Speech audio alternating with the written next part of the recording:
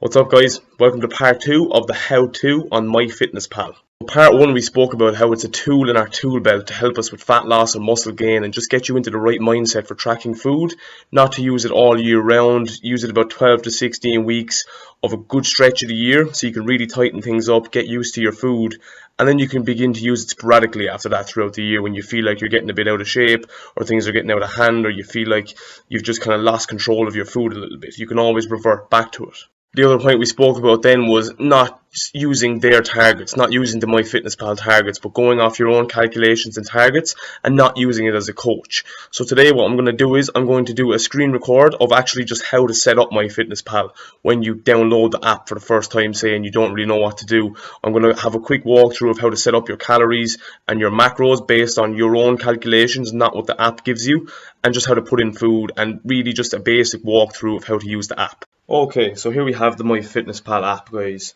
So again, I'm going to just run through this today to show you how to actually set it up based on your own calculations and how to just not follow the app's guidelines. Okay, so you open the menu there first of all, the drop down menu, and you'll see you've got home, diary, goals, all that kind of stuff. So you want to go into goals first to actually set yourself up, and you'll see there.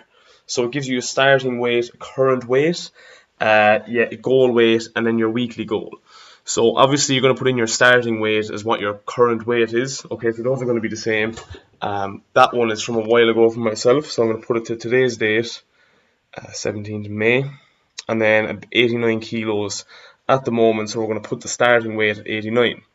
And of course current weight is going to change to 89 as well, down from 92 from the last time I was at this. Okay, and then you've got your goal weight. Goal weight, again, if you don't have a goal weight in mind, you don't have to put one in. I'm just going to put it at 82 as a nice even figure. It's 7 kilos. Now, this is the part we spoke about in the last part with the weekly goal of how much weight you want to lose per week. Okay, you just don't listen to this, guys, because it's not possible to consistently lose this amount of weight. And if you put it anywhere like down towards the lose 1 kg per week or up towards the gain 0.5 kilo per week, it's just going to set your calorie targets all over the place. So what I like to do with this is just put it at maintain my current weight, because we're not trying to go off their goals or their settings, we're going off our own. So just put it in as maintain weight. Finally, you've got your activity level. You would have calculated this to get your calories anyway. So just put in what you put in on your activity level calculator. I'm going to put in active for myself. Normally I would be very active, but again with the Muay Thai gym being closed at the moment, I'm not as active as I normally would be for myself, so I'm going to just put it in as active. Again, this is totally down to you, depending on what your job is. Is it a sedentary job? Is it a busy job on your feet all day? How many times a week do you train? How intensely do you train? Okay, again, that would have been done anyway to calculate your calorie and macro figures, which is what we are now coming to on the nutrition goals. So you'll see you've got calorie, carb, protein, and fat goals here, guys. So again, as I said last week, you're just going to have to put this as close as possible. You can change the calories to whatever number you have. So for me, I'm going to put in 2,800 calories a day. Okay, this is just a rough figure because I know the macros for this one. With that, I would need 190 grams of protein a day, 300 grams of carbs a day, and 95 grams of fat per day. Okay, so with the calories we can be exact, but with the macros we just have to try and find the right spot. As you can see there, it's not quite there yet. Carbs are a little low, protein's a little high, so you just have to adjust it until the bottom percentage total hits 100 and you're happy with the figures you have. So with this I'm pretty happy because 315 grams of carbs, my goal is 300 grams. 175 grams of protein, my goal is 190. And you'll see the next high one up is 210. So I'd rather leave it down at 175 and go 15 over. And then my fat is at 93 grams and my goal for fat is 95. So I'm only 15 grams above on the carbs, 15 below on the protein, and 2 below on the fat, according to MyFitnessPal's guidelines. But again, we're not going by that, as I said. We're going by our own guidelines of 300 grams of carbs, 190 grams of protein, 95 grams of fat, and then you've got 2,800 calories from that. So coming back out of there then, that's our goals done. You don't need to worry about any of these things, guys, the additional nutrient goals. Okay, guys, now that we've got all the goals, the calories, macros set in, again, as I said, don't worry too much about the additional nutrient values. or like putting in workouts or getting calories back from workouts and stuff. Don't worry about any of that. We're just using this as a food log diary to track your calories and your macros based on your own calculations. So you'll see here I'm just in the diary now, and I was just showing you there how to search for foods, okay? And you'll see there's some my foods I've put in, my foods. So like if there's ever a packet of food that you have that doesn't scan in through the barcode, or it's just not on the app, you can just make up your own food, put in the calories and macros.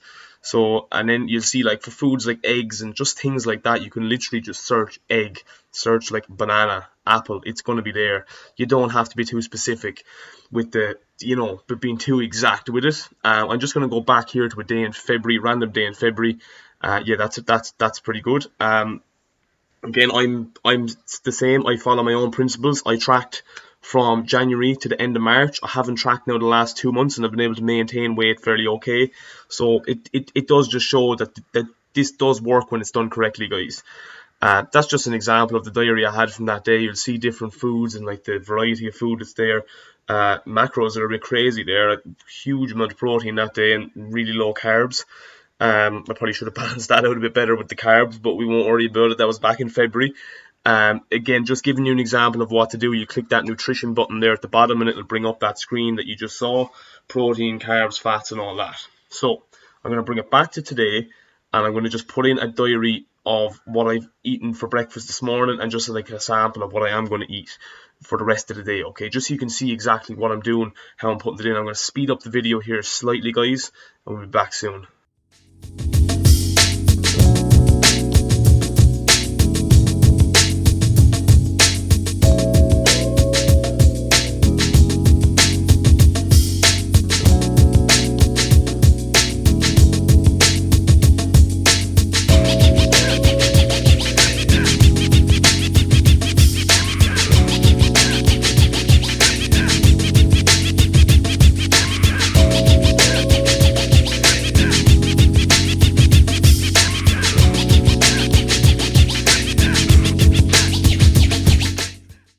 Hey guys, so I've just put in an example day of food here. It's not full, obviously. I've only got 2,000 or 2,800 calories, but you can see based on my macros, they're pretty good. So I've got 174 grams of protein.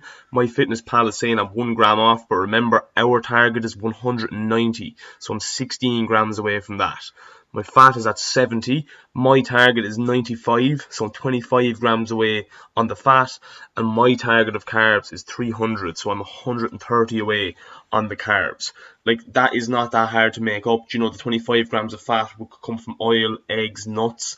The carbohydrates could come from like cereal, bread, pasta, rice, oats, anything like that. And then of course the protein can come from a meat source, it can come from protein powder, it could come from yogurt, milk, anything like that, guys. And you can see here as well, you can change to a weekly view. So once you've done a week of tracking, you can see over the week, did it balance out? So like if you had one day that went really high, by accident, you just had something come up, and you went over your calories, you can see over the week that you could still balance it out to hit your weekly goal, which is going to be more important in the long run than the daily goal, although hitting those daily goals is still going to be very, very important, guys. But again, it's just to show you that you can balance it out over the week.